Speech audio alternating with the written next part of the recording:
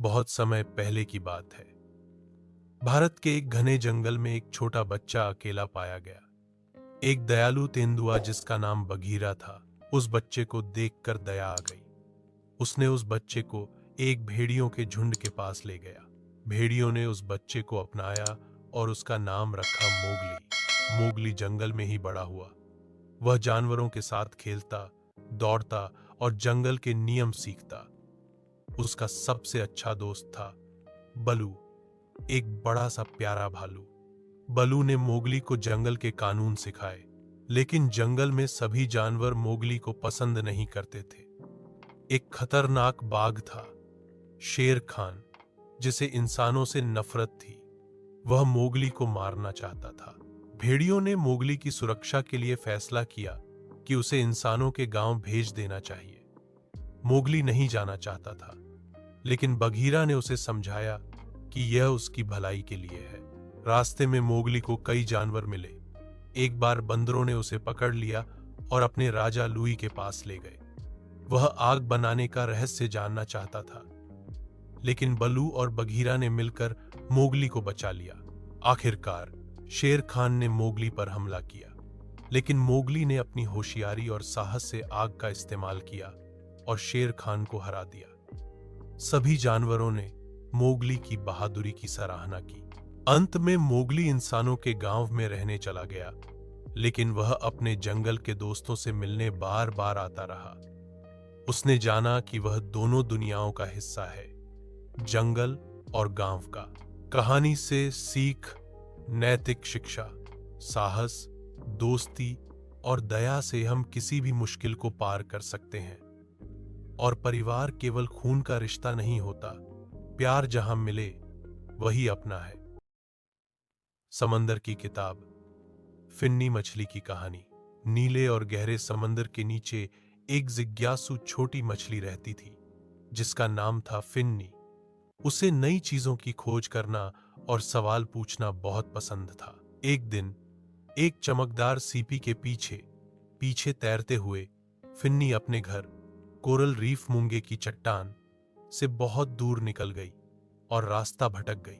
समंदर अब अजनबी और डरावना लगने लगा। पानी में अजीब साए थे और दूर से अजनबी आवाजें आ रही थीं। फिन्नी बहुत घबरा गई।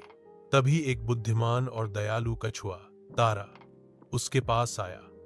तारा ने मुस्कुराकर कहा, डर मत फिन्नी, समंदर बड़ा जरूर है, लेकिन तुम उससे भी बहादुर हो।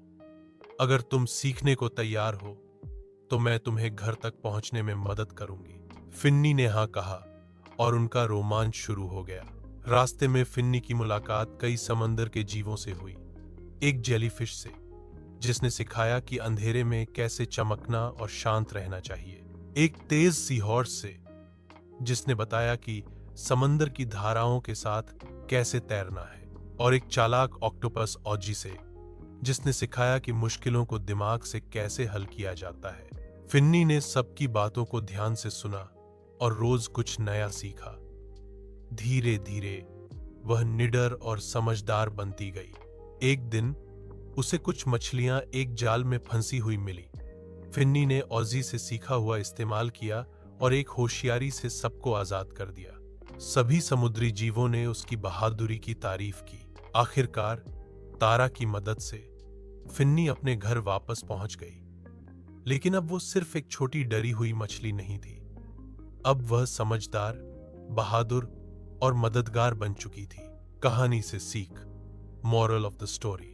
अगर हम डर का सामना हिम्मत से करें, दूसरों से कुछ सीखें और जरूरतमंदों की मदद करें, तो हम भी कुछ खास बन जाते हैं। रेगिस्तान की किताब। सैंडी की कहानी। बहुत समय पहले की बात है। एक सुनहरे और विशाल रेगिस्तान में एक ऊंट का बच्चा रहता था, जिसका नाम था सैंडी। एक दिन तेज आंधी रेत का तूफान आई और सैंडी अपने परिवार से बिछड़ गया। सूरज बहुत तेज था, हवा गर्म थी और चारों ओर सिर्फ रेत ही रेत थी।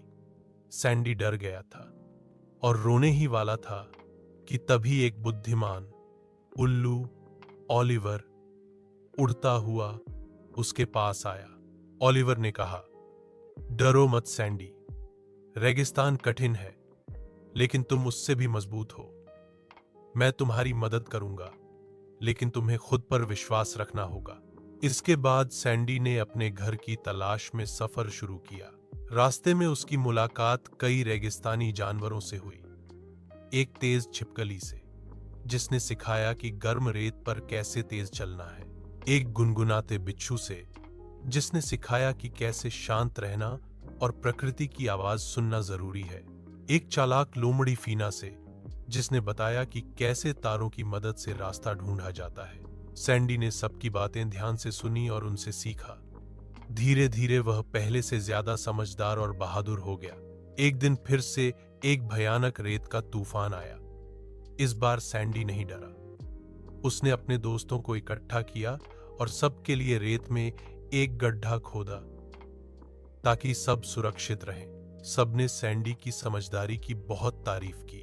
आखिरकार सैंडी को अपना ऊंट परिवार मिल गया, लेकिन अब वह पहले जैसा छोटा और डरा हुआ ऊंट नहीं था।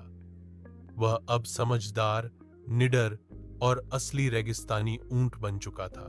कहानी से सीख नैतिक शिक्षा। चाहे आप कितने भी खोए हुए महसूस करें, अगर साहस, सीखने की इच्छा और अच्छे दोस्त आपके साथ हैं,